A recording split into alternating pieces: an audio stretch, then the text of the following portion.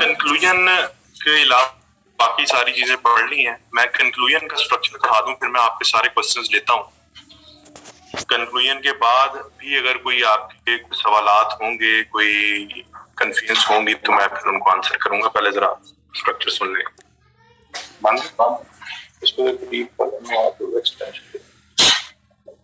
इसको आगे कर दो।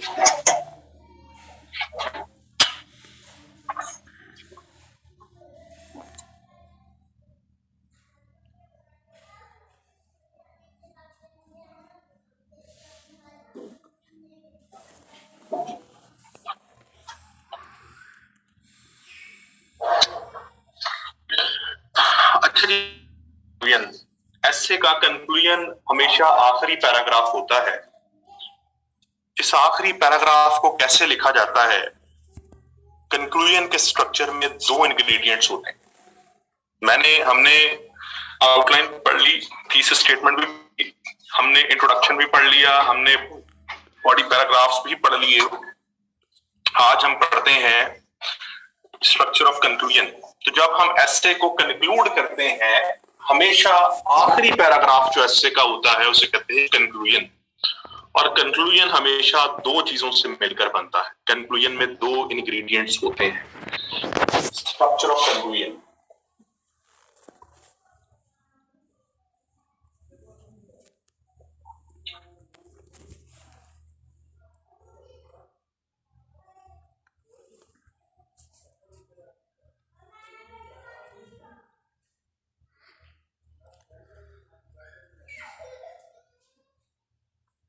General argument.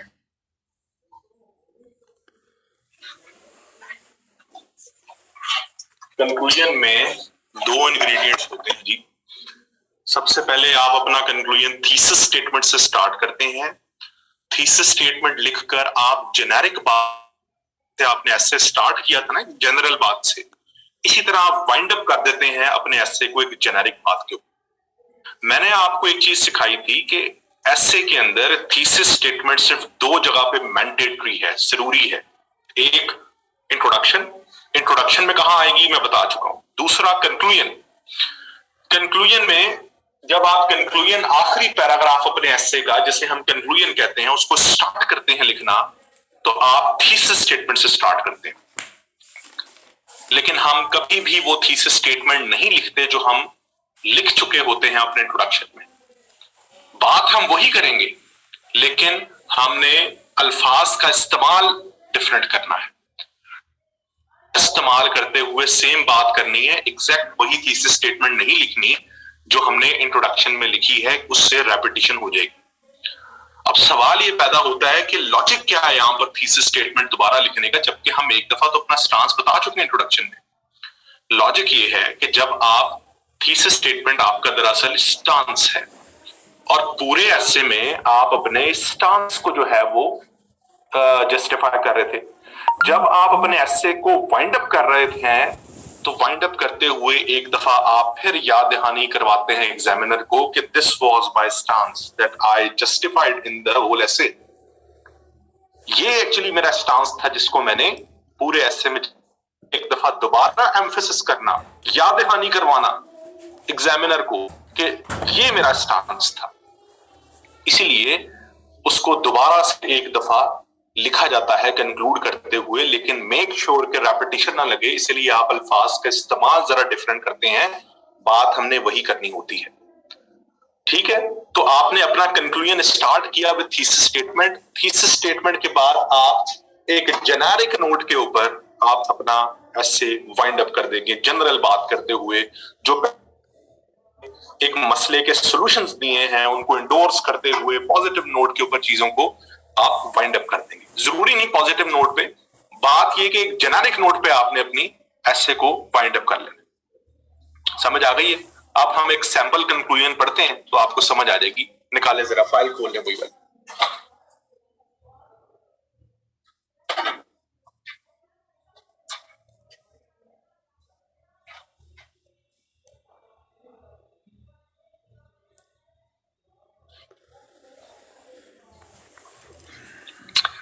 अब आप मैंने सैंपल कंक्लूजन जरा पढ़े।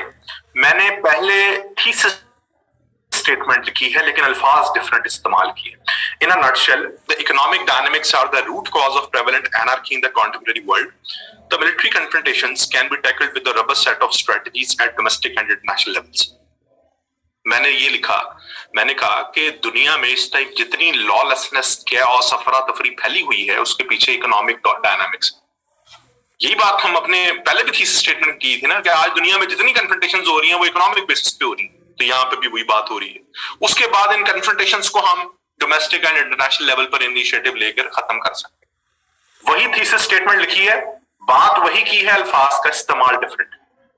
अब आगे जेनेरिक नोट पर देखें मैंने बात को कैसे वाइंड अप किया है। For this purpose organizations should play their constructive role to control the regressive tendencies of great powers. In addition to this, regional integration to create interdependence is equally important in this regard. The contribution of civil societies along with media campaigns is entirely needed to aware people of promoting a liberal world order. If these affirmative actions are not taken, the anarchic world will be on the verge of destruction and everyone will face the consequences of it. बात समझ आई? मैंने अपनी बात thesis statement से शुरू की और एक जेनेरिक नोट के ऊपर बात को मैंने वाइंड अप कर दिया। तो that is all about the conclusion of essay. जी, यहां पर अब आपका कोई मसला मसाइल कंक्लूजन के हवाले से कुछ चीज समझ नहीं आई तो पूछें। और यहां अब हमने एसे का स्ट्रक्चर वाइंड अप कर दिया। मैंने कोशिश की कि आपके तो माइंड्स में एम्बिग्विटीज हैं, कंफ्यूजन्स हैं, उनको दूर किया जाए, एक आसान तरीके से आपको स्ट्रक्चर समझाया जाए। अगर स्टिल आप समझते हैं कि आपके कुछ सवालात एड्रेस नहीं हुए, कुछ कंफ्यूजन्स हैं, कुछ एम्बिग्विटीज हैं, चीजें क्लियर नहीं हैं, तो अब आप मुझसे पूछें, फिर मैं आपको आंसर करता हूं आपकी बातों का, उसके बाद हम आगे बात करते हैं। कंक्लूजन के बारे में पूछना कि वी हैव स्टडीड दैट उसमें सजेशन हम नहीं दे सकते या रिकमेंडेशंस। देखो कंक्लूजन किसने पढ़ा? सर मैंने कहीं पढ़ा था आपकी। देखें, कंक्लूजन का मतलब होता है चीज बात को वाइंड अप करना। जो आप कंक्लूजन की बात कर रहे हैं मैंने आज से पहले आपको पढ़ाई, राइट? उस बॉडी पैराग्राफ में मैंने कहा था कि कंक्लूजन में सजेशन नहीं देते। क्यों? क्योंकि वो बॉडी पैराग्राफ एक पर्टिकुलर टॉपिक के ऊपर बात आप कर रहे हैं। समझ आई बात की? एसे का जो कंक्लूजन होता है ना, उसमें आपने जो पहले एसे में सॉल्यूशंस दिए होते हैं बॉडी में, उनको इंडोर्स करते हैं। कंक्लूजन में हमने कोई नई बात नहीं करनी होती, वही पुरानी बातों को रिपीट करना है, उन्हीं पुरानी बातों को इंडोर्स करना है। जो बॉडी में हम मसले का सॉल्यूशंस दे के आ रहे हैं उनको इंडोर्स करना है कि इनको इंप्लीमेंट होना चाहिए, टू लेटर एंड स्पिरिट। समझ आ रही बात? तो इस तरह से हम ऐसे का वाइंड अप करते हैं, ऐसे को हम वाइंड अप करते हैं कंक्लूजन। सर वो कंक्लूजन में थोड़ी सी स्पेसिफिक बातें हैं, जैसे contribution of civil societies and along with media complex. ये स्पेसिफिक नहीं है ना, ये मैंने पीछे सॉल्यूशंस जब मैं ऐसे के दे रहा था, मैं ऐसे लिख रहा था, लिखते हुए मैंने ये एक्सप्लेन की है चीजें। मैंने उन सॉल्यूशंस को एंडोर्स किया है कि इन मसले को हल करने के लिए ये काम करने चाहिए। स्पेसिफाई नहीं किया मैंने ये चीजें पहले की होंगी अपने ऐसे में, जो बॉडी मैंने लिखी होगी ऐसे में, उसमें सारी बातें डिस्कस हुई होंगी, मैं तो सिर्फ उनको एंडोर्स कर रहा हूं। समझ आ गई बात की?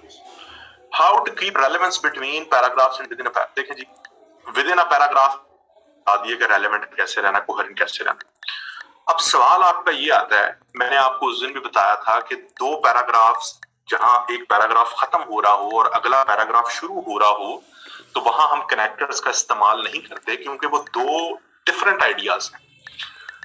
अच्छा, दूसरी चीज ये कि जब आप हर पैराग्राफ को एक मखसूस टॉपिक सेंटेंस से स्टार्ट करेंगे और आप उसको वाइंड अप करेंगे कंक्लूजन पे, और फिर अगला पैराग्राफ फिर एक मखसूस टॉपिक से स्टार्ट होगा और वाइंड अप होगा कंक्लूजन पे, तो फिर विद जो दो पैराग्राफ्स हैं उनमें कनेक्टिविटी कैसे आएगी, उसमें कोहेरेंस कैसे मेंटेन करनी है, उसका सिंपल सा मैं आपको हल बता देता हूं। जहां पर आप अपने पिछले पैराग्राफ को कंक्लूड कर रहे होंगे, उसे करते करते वहां हिंट दे देंगे अगले पैराग्राफ का। जैसे मैं कहता economic challenges of Pakistan, economic challenges की नीचे मैंने 5 हेडिंग्स लिखी: current account deficit, depletion of foreign reserves, fiscal deficit. अब मैंने स्टार्ट किया पैराग्राफ लिखना current account deficit topic sentence से, और अकाउंट डेफिसिट को वाइंड अप करने जा रहा। मैं लिखूंगा कि जो करंट अकाउंट डेफिसिट है ये पाकिस्तान का एक बड़ा है, अगर इसको कोप अप ना किया गया तो इसकी वजह से मुल्क के फॉरेन एक्सचेंज रिजर्व्स डिक्लाइन होना शुरू। फुल स्टॉप, खत्म। अगला पैराग्राफ शुरू करें, the depletion of foreign exchange reserve is an other challenge that Pakistan is facing right now. समझ आई बात की नहीं आई? दोबारा सुन लें। मैंने कहा कि जहां आप पिछला पैराग्राफ वाइंड अप से कंक्लूड कर रहे हैं, उसके कंक्लूजन में अगले पैराग्राफ का हिंट दे दें। जैसे एक मेन हेडिंग है इकोनॉमिक चैलेंजेस ऑफ पाकिस्तान, उसमें आप 5 सब हेडिंग्स लिख रहे हैं, इसका मतलब 5 पैराग्राफ्स लिखेंगे। पहली सब हेडिंग है current account deficit. Current account deficit पे आपने पैराग्राफ लिखना शुरू किया, आखिर में जब आप उसे कंक्लूड करेंगे, आप उसको ऐसे कंक्लूड कर सकते हैं कि ये जो करंट अकाउंट डेफिसिट का संगीन मसला है, अगर इसको टाइमली बेसिस पे हल ना किया गया तो इससे पाकिस्तान के फॉरेन रिजर्व्स डिक्लाइन होना शुरू हो जाएंगे। वाइंड अप हो गया। अगला पैराग्राफ शुरू करें, the depletion of foreign exchange reserve is another challenge that Pakistan is facing at present. नहीं समझ आई? आपने हिंट दे दिया पिछले पैराग्राफ में, जो आप आगे टॉपिक सेंटेंस शुरू करने जा रहे हैं उसका। जो सब एडिशन में तो ऐसे भी कॉज एंड इफेक्ट। हाँ, मुझे समझ आ गई आप क्या पूछना चाह रहे हैं। आप ये पूछना चाह रहे हैं कि चले इन दोनों में तो पैराग्राफ्स में कनेक्टिविटी डेवलप होगी, जिन 2 पैराग्राफ्स में कनेक्टिविटी नहीं होगी उसमें हम क्या करेंगे, ये पूछना चाह रहे हैं। हमेशा याद रखें, अगर आप एक मेन हेडिंग के नीचे नीचे 5 सब हैं तो आप क्यों बनाते हैं? क्योंकि वो उस मेन हेडिंग की अम्ब्रेला के अंडर आ रहे होते हैं। उनमें कोई ना कोई चीज कॉमन होती है तो वो एक हेडिंग के अंदर आ रहे हैं ना। अगर ना होती तो वो ना आ रहे होते।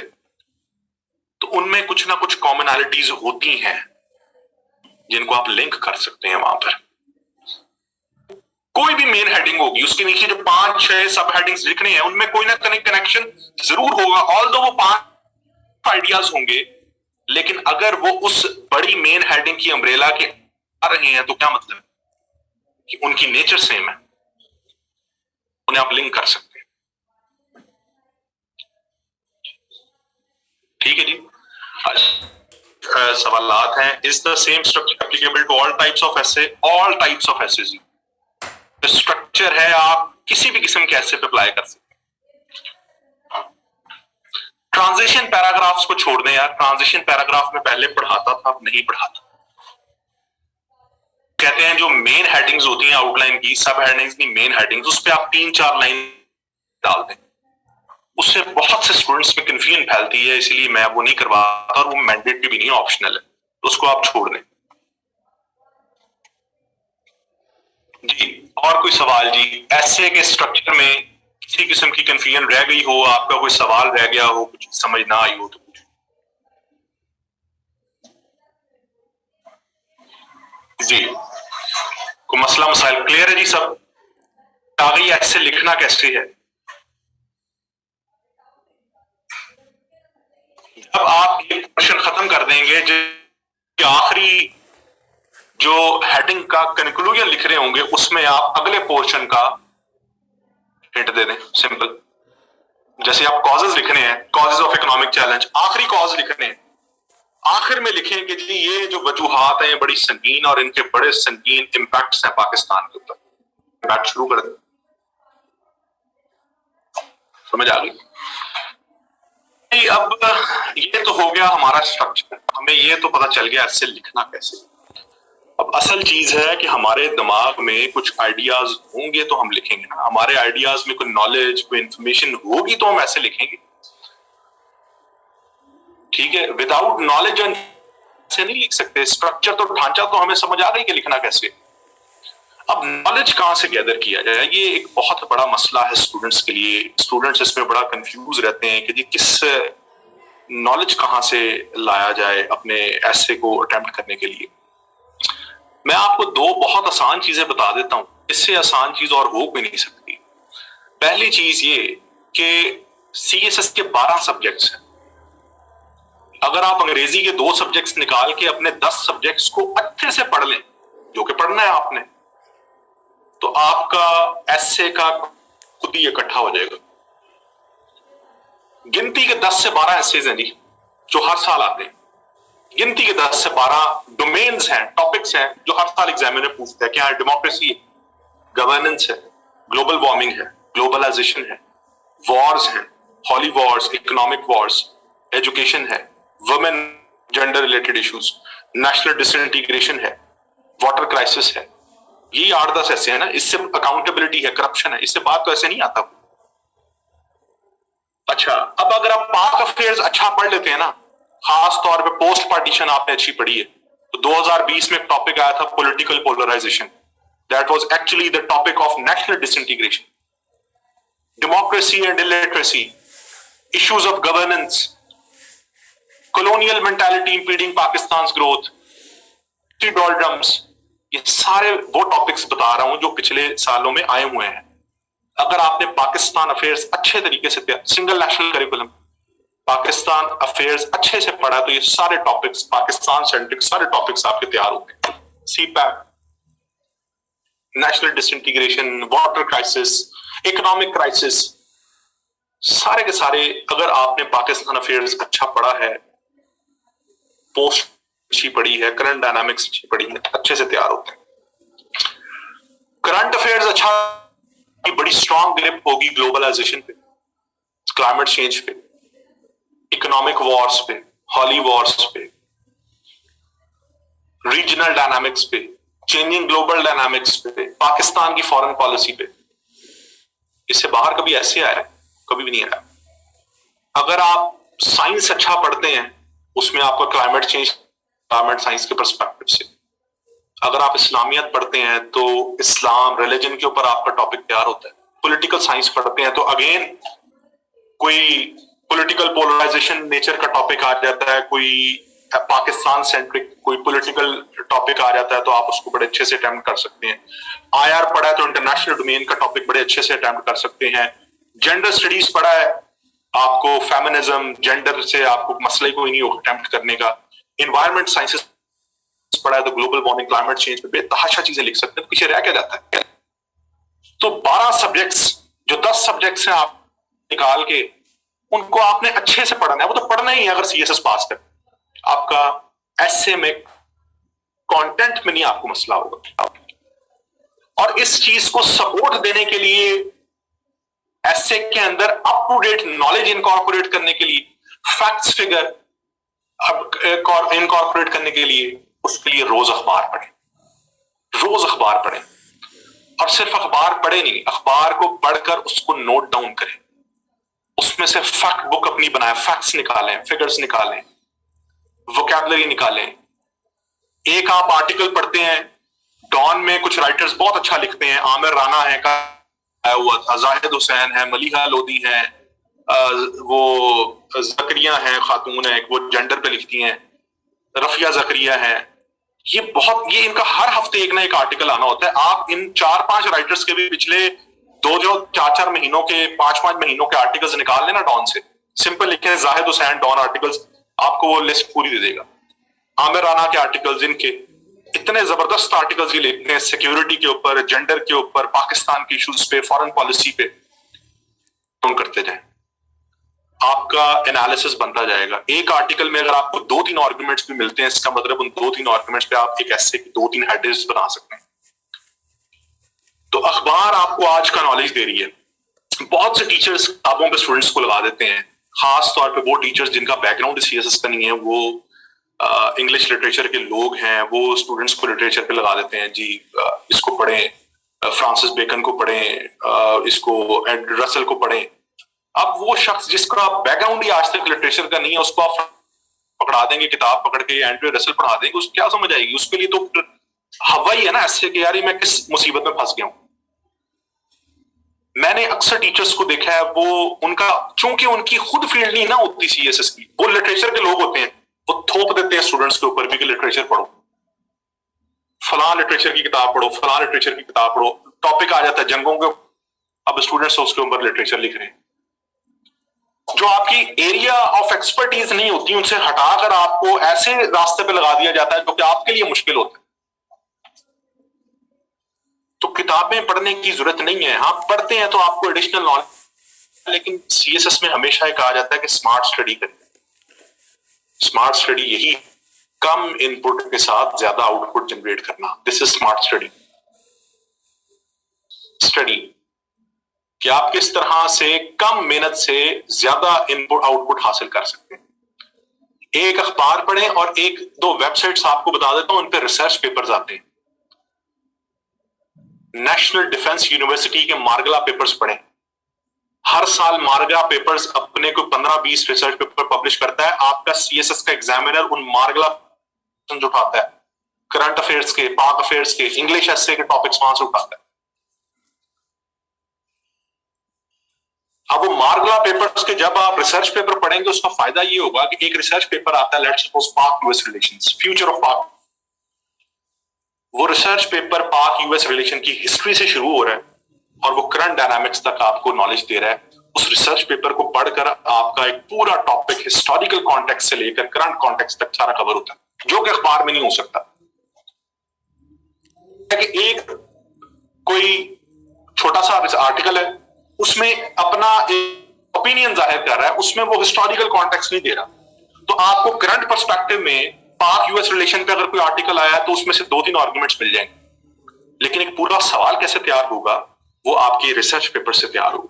वो तैयार होगा जब आपने अपने पाक अफेयर्स में, करंट अफेयर्स में पूरा एक टॉपिक तैयार किया होगा, उसके साथ प्लस अखबार का अपडेटेड नॉलेज उसमें ऐड करेंगे, तो इससे ज्यादा किताबें आप तब पढ़ें जब आपके पास एक बहुत टाइम है, आप 1-1.5 साल है तैयारी के लिए। आप में से जो लोग 2023 में क्लियर हो रहे हैं, मैं खुद कहता हूं किताबें पढ़ें। 6-7-8 किताबें आपकी फिंगर टिप्स पे होनी चाहिए, जो आपकी बेस बनाती हैं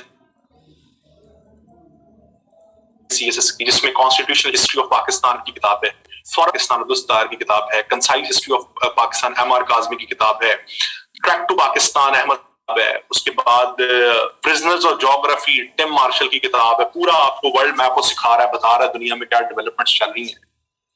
तो issues in Pakistan economy Akbar की किताब है, गवर्निंग द अनगवर्नेबल किताब है शरीफ हुसैन की। लेकिन ये 4 महीनों में आप किताबें पढ़ सकते हैं, नहीं पढ़ सकते। इस टाइम पर स्मार्ट स्टडी जरूरी है। स्मार्ट स्टडी यही है, रोज अखबार पढ़ें, एक आधा पौना घंटा लगेगा, उसे डाउनलोड करें, डाउनलोड करके प्रिंट आउट किसी लाइब्रेरी में जाके बैठ जाएं, उसको एक बिल्कुल अटेंटिव होकर पढ़ें, मैक्सिमम एक लग जाएगा। साथ क्या होगा फायदा, एसे का कंटेंट तो इकट्ठा हो रहा है, पाक अफेयर्स तैयार हो रहा है, करंट अफेयर्स तैयार हो रहा है, जिनका यूएस हिस्ट्री वो तैयार हो रहा है, पॉलिटिकल साइंस है वो साथ साथ करंट डायनामिक्स पे टॉपिक्स तैयार हो रहे हैं। ऐसे एक बहुत ही इंटरेस्टिंग एक्टिविटी है, ये मुश्किल काम नहीं है, इसमें जितना इंटरेस्ट लेंगे उतना आप एंजॉय करेंगे इसको। आप पैनिक कर जाएंगे और फेल हो जाएंगे। लोग फेल ही इस वजह से होते हैं, उन्हें पता नहीं होता ऐसे लिखना कैसे। तो ये तो बहुत सारी बातें हैं जो मैंने आपको अपने एक्सपीरियंस से बताई हैं। मैंने बीइंग अ स्टूडेंट जो सीखा, कैसे सीखा, तो वो सारी बातें मैंने आपको बताई हैं। और इससे आसान बीइंग अ स्टूडेंट मैं समझता हूं कि और भी वो चीज हो नहीं सकती। तो इस तरह से हम इसका नॉलेज इकट्ठा कर सकते हैं। यहां पर अब आपका कोई क्वेश्चन वगैरह है तो आप पूछ सकते हैं। जी, कोई कंफ्यूजन जी किसी किस्म की? दूसरी है Islamabad strategic studies institute, ISSI.org.pk। इनका हर 3 महीने बाद एक जर्नल आता है, उसमें टॉपिक्स होते हैं, उनको आज खोल के देखें, वो सारे सीएसएस के टॉपिक्स आते हैं।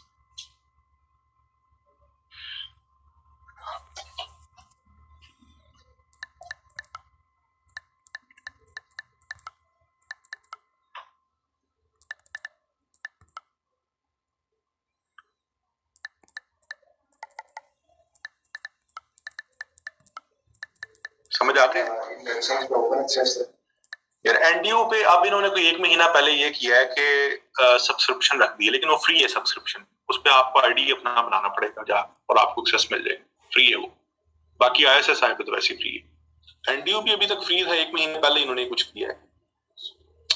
पास्ट इश्यूज ना पढ़े कि इतना कुछ आप नहीं पढ़ सकते, आप 2021 से 2020 के आर्टिकल्स पढ़े एनडीयू के, वही बहुत ज्यादा है, वही 20-25 आर्टिकल बन जाते हैं 20 से 41 20 और 21 के। हाँ अच्छा जी, आज हम अपना पहला जो ऐसे स्टार्ट करते हैं,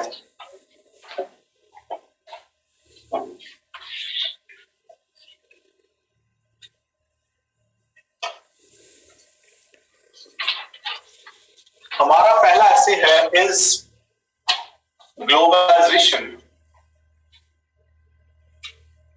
सॉरी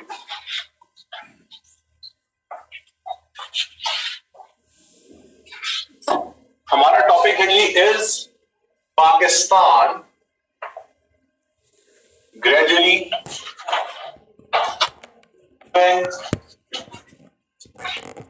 टुवर्ड्स becoming state।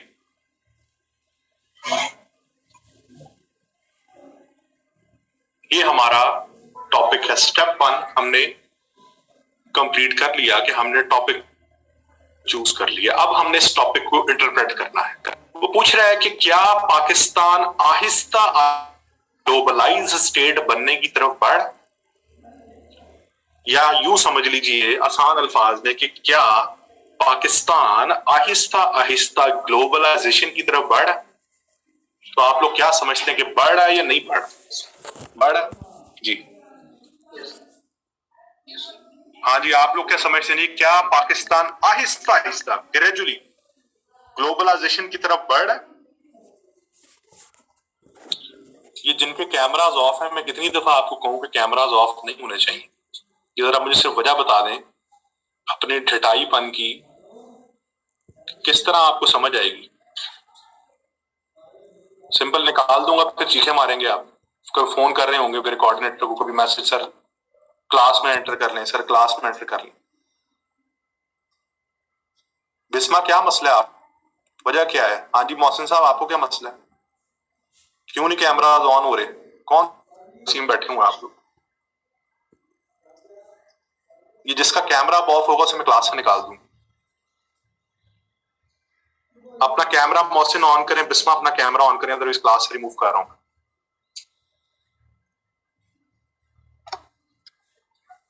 अच्छा जी, सबसे पहले हम क्या करेंगे? Decoding of the topic.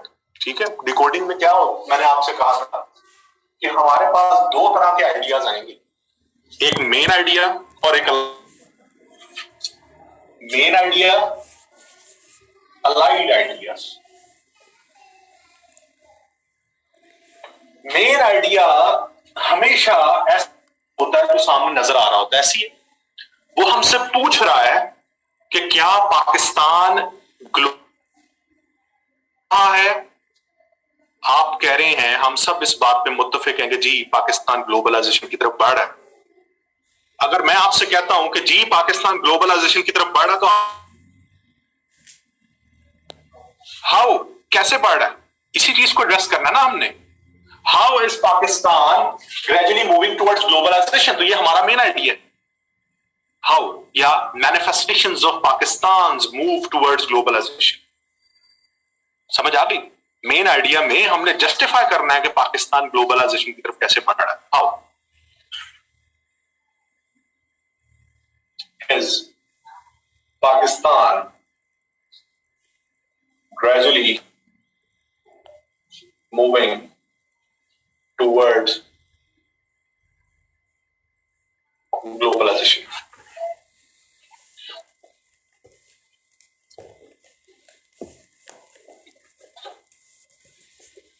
समझ आ गई? अलाइड आइडियाज क्या हो सकते हैं? आइडियाज ऐसे आइडियाज होते हैं जो सामने नजर तो नहीं आ रहे होते, लेकिन वो किसी ना किसी तरह से अलाइड, लिंक्ड होते हैं आपके मेन आइडिया के साथ। क्या हो सकते हैं जी अलाइड आइडियाज? चैलेंजेस। पाकिस्तान बढ़ तो रहा है ग्लोबलाइजेशन की तरफ आहिस्ता आहिस्ता, लेकिन इसके रास्ते में कुछ चैलेंजेस हैं, इसके रास्ते में कुछ रुकावटें हैं, चैलेंजेस। और इसके अलावा क्या होगा? सॉल्यूशंस। हमें उन रुकावटों को दूर करके पाकिस्तान को इन ट्रू सेंस से ग्लोबलाइज स्टेट बनाना है। Way forward. समझ आ गई बात? तो हमने क्या किया, हमने इस एसे को डिकोड करके 3 डोमेन्स निकालनी। अब हमें समझ आ गई कि हमने अपना एसे किस तरह से अटेम्प्ट करना है। हम सबसे पहले अपनी आउटलाइन में बताएंगे कि पाकिस्तान कैसे ग्लोबलाइजेशन की तरफ बढ़ रहा है। हम फिर बताएंगे कि पाकिस्तान के रास्ते में ग्लोबलाइजेशन की तरफ बढ़ने में क्या रुकावटें हैं, और फिर हम बताएंगे कि इन रुकावटों को कैसे दूर करके हम पाकिस्तान को एक ट्रू सेंस स्टेट बना सकते। तो इसकी थीसिस स्टेटमेंट क्या होगी? इसकी होगी कि इसमें कोई शक नहीं कि पाकिस्तान ग्लोबलाइजेशन की तरफ आहिस्ता आहिस्ता बढ़ रहा है, लेकिन इसके रास्ते में कुछ रुकावटें हैं। लिहाजा हमें इन चैलेंजेस को दूर करने के लेने की जरूरत है, ताकि हम पाकिस्तान को इन ट्रू सेंस एक ग्लोबलाइज स्टेट बना सकें। मैंने आपको उर्दू जबान में थीसिस स्टेटमेंट बता दी, आप जरा इसे ट्रांसलेट कर लें। से जो ऐसे हम करेंगे उसमें आपने खुद सारा काम किया करना है। आज तो मैं आपको थोड़ा सा सिर्फ गाइड कर रहा हूं। बनाए थीसिस स्टेटमेंट आप सब लोग इनबॉक्स में बनाए जी, इनबॉक्स में बनाए सब लोग, टाइप करें इनबॉक्स में।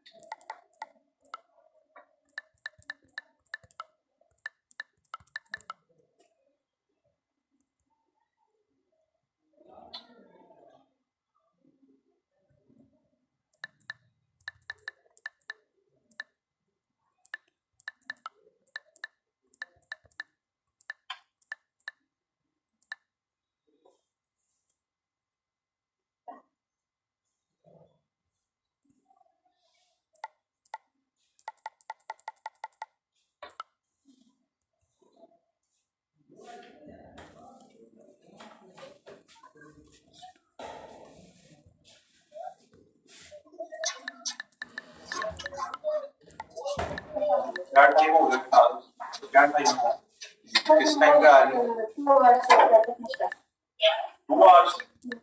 कल वो चौक से पीछे तक खड़े होते, वहां से काफी ट्रैफिक इस सिलसिले में स्टार्ट आ रहा है।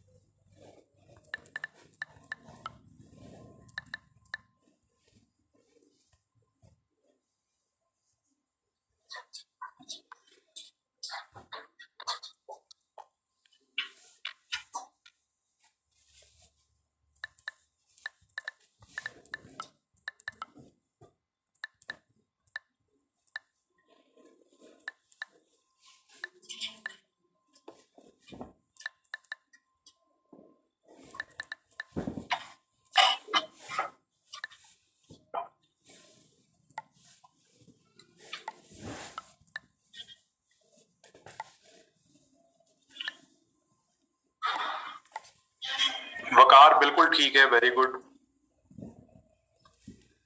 फिरोज बिल्कुल ठीक है, गुड, वेरी गुड। यासिर,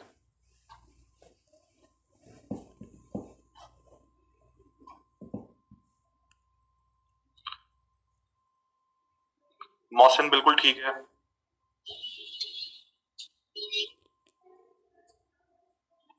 शाबेज, आपने देखें इसमें सोल्यूशन नहीं ना दिए। आपने लिखा there is no doubt that Pakistan is moving towards becoming a globalised state, but this movement is facing a number of challenges. ठीक है, what about the way forward? ये नहीं ना एड्रेस किया आपने, ये 2 चीजें एड्रेस की, ये नहीं एड्रेस किया। समझ आई ये बात की आपको?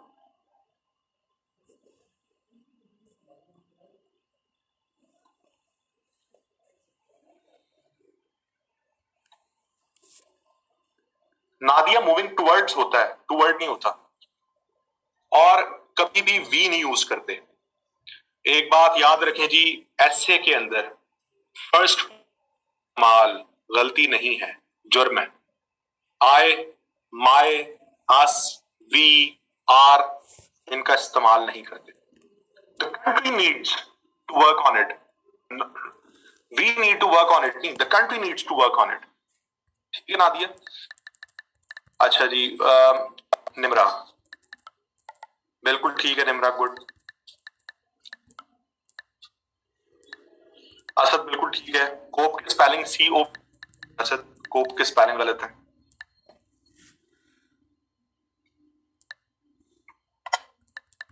गुड, हामिद बिल्कुल सही है। आप में से लिखिए, आ जाए आप लोग थीसिस स्टेटमेंट जरा बनाएं और इस क्लास के बाद मिलें। ठीक है, बताता हूँ मैं अभी ये जो इसमें अभी ये आपको मिस हुआ है ना, इसके समझ नहीं आएगी, क्लास के बाद मिले। अभी कोशिश करें इसकी बनाने की।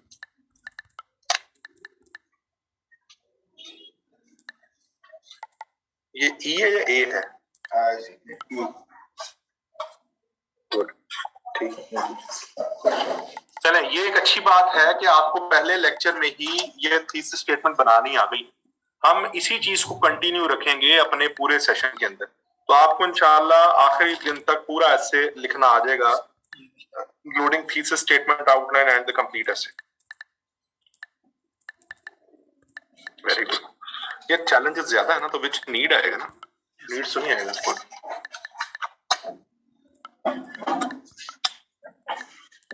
यार ये नॉक कीजिएगा जरा। दानिश,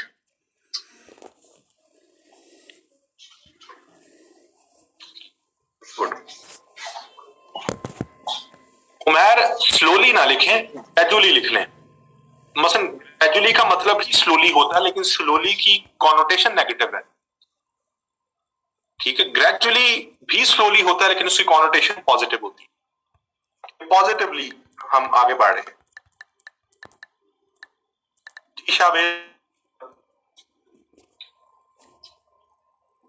जी हामिद, हामिद नहीं, हबीब जी, हबीब ठीक है।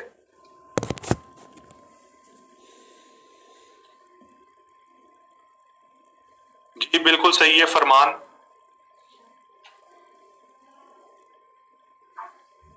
हशमत बिल्कुल सही है, गुड। दानिश, दानिश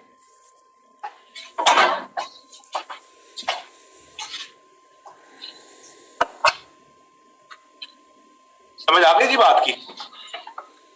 क्लियर है? आप बनाइए थीसिस में, बना लिए? अच्छा बनाइए। आपने बिस्मा?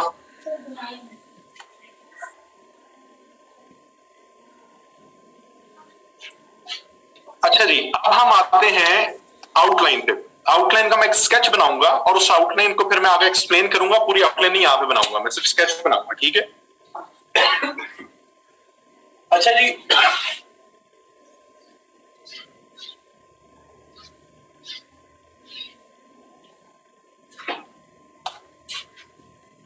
सबसे पहले आता है इंट्रोडक्शन।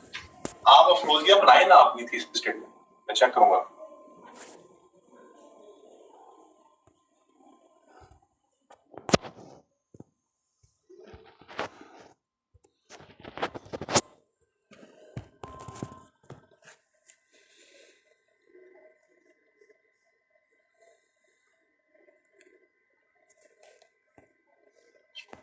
Move towards globalization। समझ आ गई? या आप इसको ऐसे लिख सकते हैं कि how is Pakistan moving towards globalisation, question mark, उस तरह भी लिख सकते हैं, या इस तरह लिख लें, मेरी वीडियो ऑन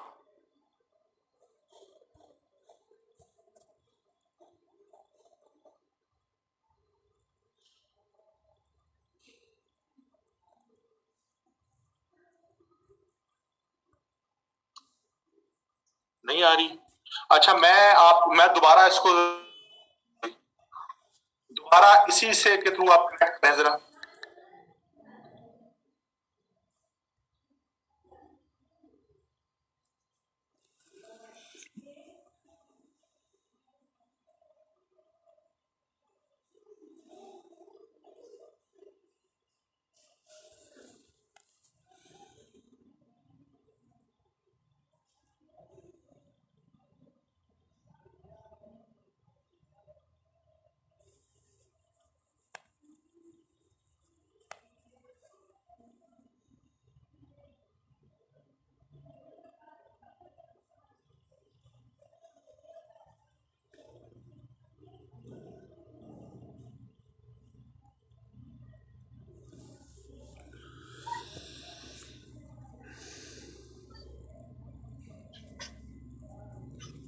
नजर आ रही है जी वीडियो?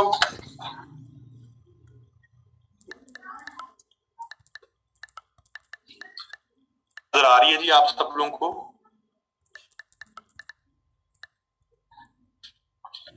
अच्छा जी, सबसे पहले तो इंट्रोडक्शन आ जाएगा, फिर आएगा manifestations of Pakistan gradual move towards globalisation, या आप इसको ऐसे भी लिख सकते हैं कि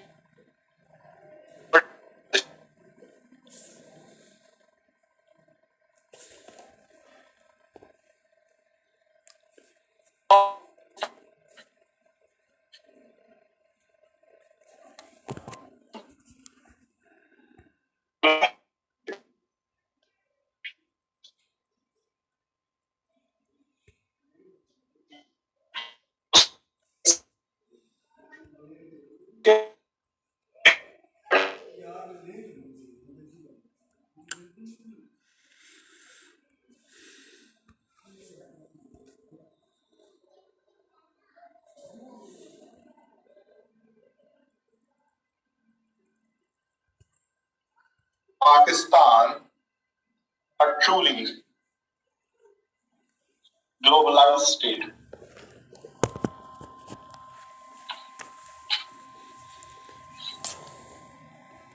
और आखिर में आ जाएगा कंक्लूजन। तो ये एक स्टैंडर्ड स्ट्रक्चर होता है आउटलाइन का।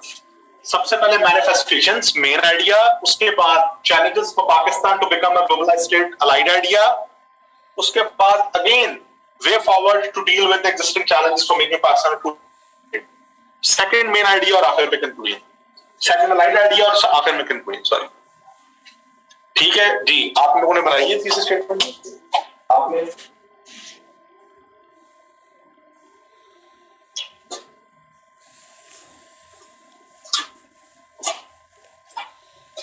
नोट्स मैं कभी किसी सेशन में भी नहीं देता। जो सब्जेक्ट भी पढ़ा रहा हूं मैं 3 सालों से, मैं कभी किसी चीज के नोट्स आपके जहनों पे ताले लगा देते हैं।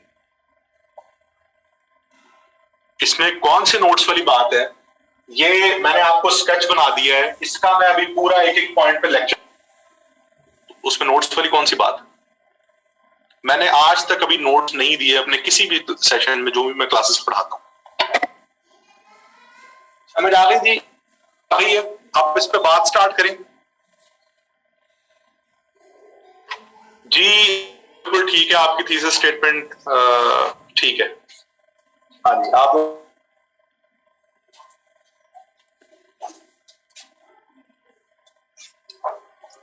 वेरी गुड, ठीक है।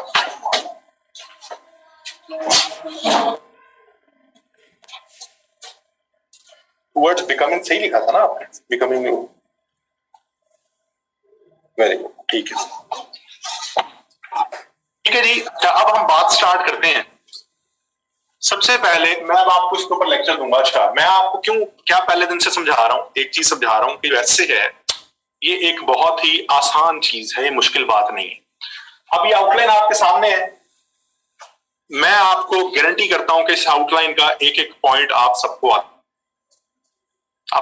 है।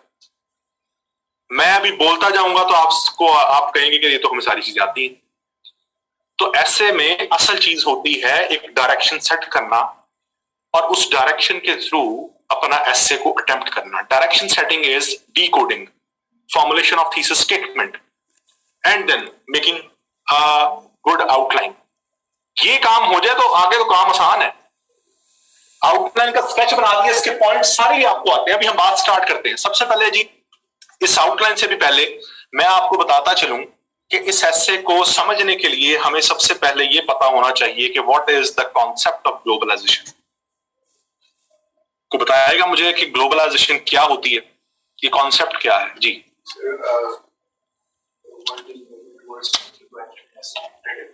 वेरी गुड, इंटरकनेक्टेडनेस जी, इंटरडिपेंडेंस जी, और कोई फ्री ट्रेड, उसके बाद और free markets, access to all countries, the concept of global village, these are the manifestations or concepts of globalization. मैं आपको सिंपल डेफिनेशन से स्टार्ट करता हूं ग्लोबलाइजेशन का कॉन्सेप्ट, उसके बाद हम इस ऐसे की तरफ आते हैं। ठीक है, ये मिटा दूं मैं इसको। ग्लोबलाइजेशन का कॉन्सेप्ट क्या है? ग्लोबलाइजेशन को हम डिफाइन कर सकते हैं simple, the regular interaction between similar and diverse entities in the world is called globalization. The regular interaction between similar and diverse entities in the world is called globalization. अब इस definition से आपको ना concept नहीं clear होगा कि ये क्या मतलब हुआ कि सिमिलर और डाइवर्स एंटिटीज के दरमियान रेगुलर इंटरेक्शन को ग्लोबलाइजेशन कहते हैं। इस डेफिनेशन को समझने के लिए आपको दो चीजों का पता होना बहुत जरूरी है। नंबर वन, रेगुलर इंटरेक्शन, और नंबर टू, सिमिलर और डाइवर्स एंटिटीज। अगर चीजों का पता चल जाए तो आपको कॉन्सेप्ट समझ आ जाएगा कि अच्छा, this is basically the concept of globalisation. सबसे पहले हम बात करते हैं कि ये सिमिलर और डाइवर्स एंटिटीज क्या होती हैं। दुनिया में ना, सुन लें, आप ये भी लिखे ना, सुन लें, बाद में लिख लें। दुनिया में ना दो तरह की एंटिटीज एग्जिस्ट करती हैं। दुनिया में दो तरह की एंटिटीज एग्जिस्ट करती हैं। एक को कहा जाता है स्टेट एंटिटीज, एक को कहा जाता है non state entities.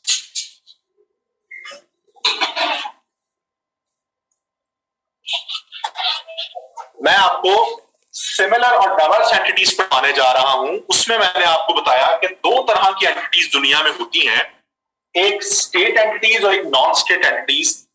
State entity हम किसी भी ऐसी चीज को कहते हैं जो चार कैरेक्टरिस्टिक्स पे पूरा उतर रही। किसी भी चीज को हम स्टेट तब कहते हैं जब वो चार एस्पेक्ट्स पे पूरा उतर रही हो। Number one, it must have defined territory, it must have defined territory, और इस डिफाइंड टेरिटरी में पॉपुलेशन इसको गवर्न कर रही हो सॉवरेन गवर्नमेंट, और उस कैपेसिटी हो इंटरनेशनल रिलेशंस डेवलप करने की with other state and non-state entities. Defined territory, population, sovereign government, and capacity of developing international relations with other state and non-state elements. अगर ये चार चीजें किसी चीज में पाई जा रही हैं, उसे हम कहते हैं state entity. Like Pakistan, India, China, US. और कोई भी एंटिटी जो इन चार एस्पेक्ट्स पे ठीक से पूरा ना उतर रही हो, उसमें कोई एक या दो या तीन या चार, उसे हम कहते हैं नॉन स्टेट एंटिटीज। जैसे इंटर गवर्नमेंटल ऑर्गेनाइजेशंस, यूएन का नाम सुना आपने, आईएमएफ का नाम सुना, वर्ल्ड बैंक का नाम सुना। These all are non state entities, क्योंकि ये इन चार कैरेक्टरिस्टिक्स पे पूरा नहीं उतरती। समझ आई बात की? यूएन के अंदर कोई पॉपुलेशन तो नहीं होती, टेरिटरी तो चले हैं जहां पे उनका हेड ऑफिस है। यूएन सॉवरेन गवर्नमेंट तो नहीं है, यूएन की सोवरेनिटी तो नहीं है, तो स्टेट एंटिटी ना हुई। एनजीओस, यूएसएड का नाम सुना होगा आपने, MNCs, multinational companies, KFC, McDonald's, belligerent groups,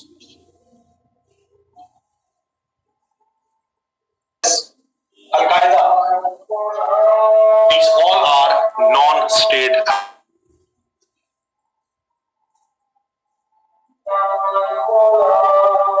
समझ आ गई बात?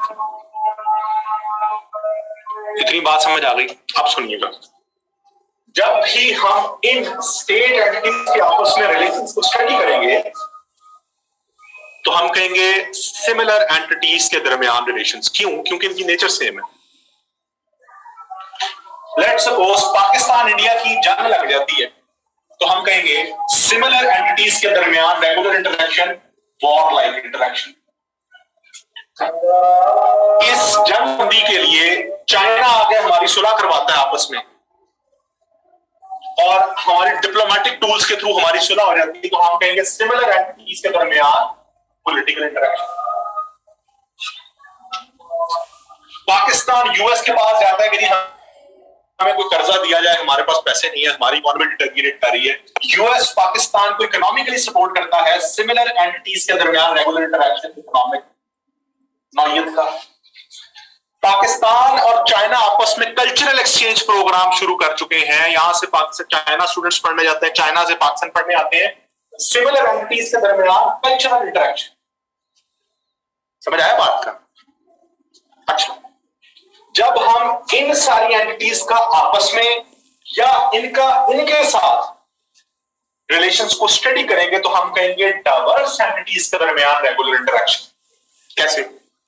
पाकिस्तान इंडिया में जंग लगी, यूनाइटेड नेशंस यहां से आया, उसने इंटरवीन किया आकर और जंग बंदी करवाई। डाइवर्स एंटिटीज अब आपस में इंटरैक्ट कर रही हैं पॉलिटिकली। पाकिस्तान आईएमएफ के पास जा रहा है, लोन लेने जा रहा है। डाइवर्स एंटिटीज आपस में रेगुलरली इंटरैक्ट कर रही है इकोनॉमिकली। पाकिस्तान यूएसए के थ्रू हर साल अपने स्टूडेंट्स को अमेरिका पढ़ने के लिए भेजता है। डाइवर्स एंटिटीज के दरमियान रेगुलर इंटरेक्शन कल्चरल। पाकिस्तान पिछले 20 साल से आईएसआईएस के खिलाफ, अलकायदा के खिलाफ, टीटीपी के खिलाफ जंग लड़ रहा है। डाइवर्स एंटिटीज के दरमियान regular interaction, war like interaction. जब दुनिया में एक टाइम पर ये आपस में और ये डाइवर्स एंटिटीज आपस में या इनके साथ रेगुलरली इंटरैक्ट कर रही हो और उनके इंटरेक्शन की नौयत सोशल हो, पॉलिटिकल हो, इकोनॉमिक हो, कल्चरल हो, वॉर लाइक हो, जब इन नेचर में एक टाइम पर इतने सारे इंटरेक्शन दुनिया में हो रहे हो, तो this is the concept of globalisation. समझ आई बात की? आज समझ आई? हाँ जी स्टूडेंट्स, ऑनलाइन समझ आ गई कॉन्सेप्ट की, ग्लोबलाइजेशन की? मैं आप लोगों से पूछ रहा हूं, समझ आ गई? कुछ सारे हिला दें।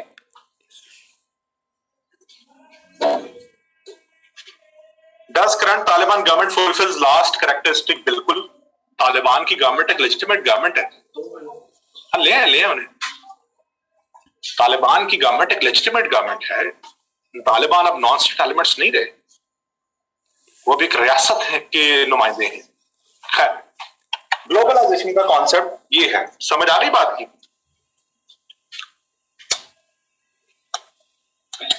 इसको जरा काइंडली बंद करो।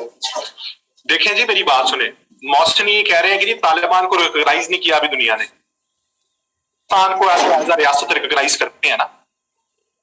इंटरनेशनल लॉ के अंदर ना दो चीजें हैं, recognition of government and recognition of state. हम यहाँ स्टेट की बात कर रहे हैं। तालिबान के आने से आज ये दुनिया तो नहीं कह रही कि हम अफगानिस्तान को मुल्क ही नहीं मानते। वो तो कहते हैं कि हम तालिबान की गवर्नमेंट को, क्या किसी ने ये कहा है कि हम अफगानिस्तान की रियासत को तस्लीम नहीं करते? वो तो पूरा उतर रही है ना इन कैरेक्टरिस्टिक्स पे। तो हम तालिबान की गवर्नमेंट की नहीं, हम अफगानिस्तान रियासत को यहां पर कंसिडर करें जब हम स्टेट या नॉन स्टेट एलिमेंट्स की बात करते हैं। समझ आ गई बात की? क्लियर हो गया? अच्छा जी, बात टाइम वैसे हो गया है, चलें हम पहली डोमेन अभी आज डिस्कस कर लेते हैं कि पाकिस्तान किस तरह से ग्लोबलाइजेशन की तरफ बढ़ रहा है। पहला पॉइंट, ए पॉइंट में आप क्या लिख सकते हैं? पाकिस्तान इस टाइम पर इंटरनेशनल इश्यूज को रिजॉल्व करने में एक अपना अहम पॉलिटिकल किरदार अदा कर रहा है। इस पैराग्राफ में क्या आप ये लिख सकते हैं कि अफगानिस्तान के मसले में पाकिस्तान से रोल प्ले कर रहा है। सऊदीया ईरान टेंशंस को पाकिस्तान कम करने में एक बहुत अहम किरदार अदा कर रहा है।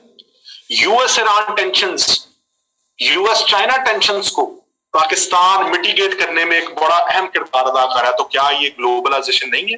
क्या ये पॉलिटिकल नेचर ऑफ ग्लोबलाइजेशन नहीं है ना? तो क्या पाकिस्तान आहिस्ता आहिस्ता ग्लोबलाइजेशन की तरफ नहीं बढ़ा पॉलिटिकली? तो पहले पॉइंट में आप क्या लिखेंगे कि पाकिस्तान पॉलिटिकली एक बड़ा प्रोग्रेसिव रोल रिजॉल्व करने में।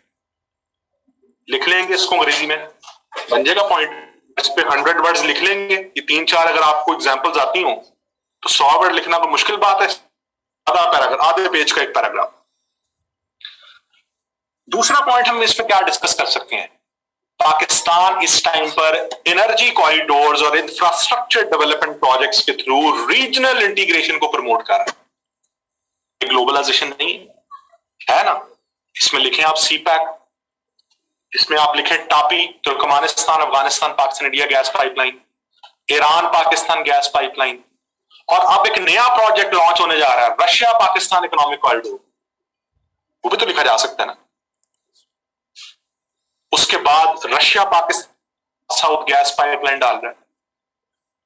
सारी बातें लिख सकते हैं आप, एक पैराग्राफ में लिखना मुश्किल बात है। इस पे आप एक ये जो सारी बातें, इन पे आप 10-10 पेज लिख सकते हैं। इतनी बातें हैं आपको क्या आपके पास करने। 2 पॉइंट्स हो गए, कोई मुश्किल बात इसमें लगी? तीसरा पॉइंट, पाकिस्तान इस टाइम रीजनल ऑर्गेनाइजेशंस में अपना एक कंस्ट्रक्टिव रोल प्ले कर रहा है रीजनल कॉपरेशन को प्रमोट करने के लिए। इसमें आप लिखें शंघाई कॉपरेशन ऑर्गेनाइजेशन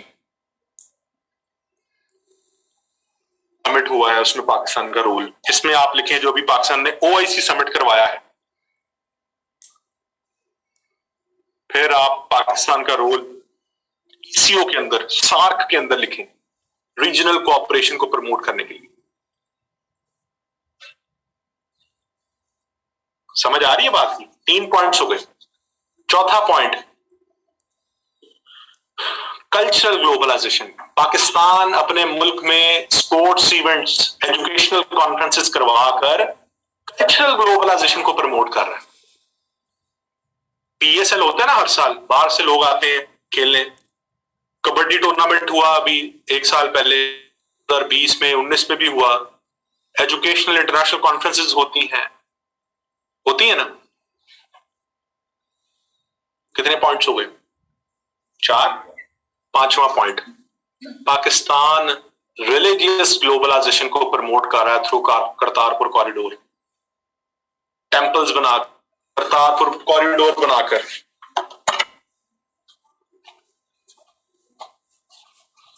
आगे लैपटॉप पे जल्दी लिख लेंगे जी 5 पॉइंट्स पे, कोई मुश्किल बात यहां पर। 6वां पॉइंट,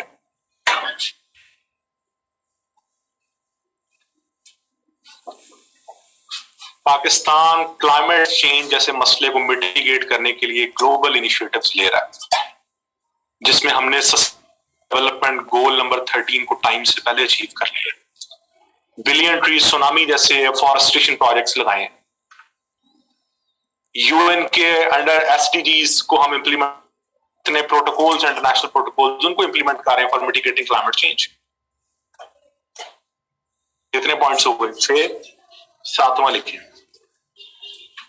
पाकिस्तान अपनी इकोनॉमी को रेवोल्यूशनाइज कर रहा है थ्रू ई कॉमर्स, ई बिजनेसेस। बाहर के मुल्कों से क्या हुआ, उबर आ रही है, करीम, डिजिटल इनिशिएटिव्स लिए जा रहे हैं। अली को हम इस्तेमाल करते हैं ट्रेडिंग के लिए। अमेज़न पाकिस्तान में आ रही है, ईबे जैसे नेटवर्क आ रहे हैं पाकिस्तान। काफी इतने पॉइंट्स से और लिखवा दूं। 7। चले और लिख लें।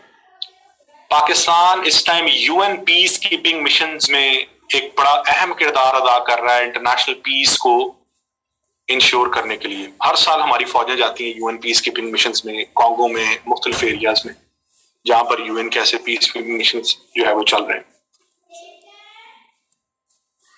उसके बाद जी, हाँ जी, टूरिज्म लिख सकते हैं। पाकिस्तान टूरिज्म बेस्ड पॉलिसीज बना रहा है इंटरनेशनली मुल्कों को अपने मुल्क में अट्रैक्ट करने के लिए। ठीक है, 5-6 पॉइंट्स आपने लिखने, मेरे ख्याल 7-8 हमने लिखे। कल हम इनके चैलेंजेस डिस्कस करेंगे, वे फॉरवर्ड डिस्कस करेंगे, और कल हम एक नया ऐसे जो है वो पढ़ेंगे। ठीक है, आप लोगों की असाइनमेंट ये है, कल 5 बजे तक आप लोगों ने इस टॉपिक, अच्छा नहीं अभी तो पूरा ही नहीं हुआ, कल पूरा करते हैं। कल आपको असाइनमेंट दूंगा, इसके ऊपर आपने आउटलाइन लिखनी होगी, इंट्रोडक्शन लिखना होगा और कंक्लूजन लिखना होगा। कल इस ऐसे को खत्म करते हैं, फिर आप इस टॉपिक के ऊपर इंट्रोडक्शन, ये इसी आउटलाइन पे इंट्रोडक्शन लिख के लाएंगे और कंक्लूजन लिख के लेके आएंगे। ठीक है जी, यहां तक समझ आइए? कोई मुश्किल बात जी आज? ठीक है, इंशाल्लाह कल आप उनसे मुलाकात होगी।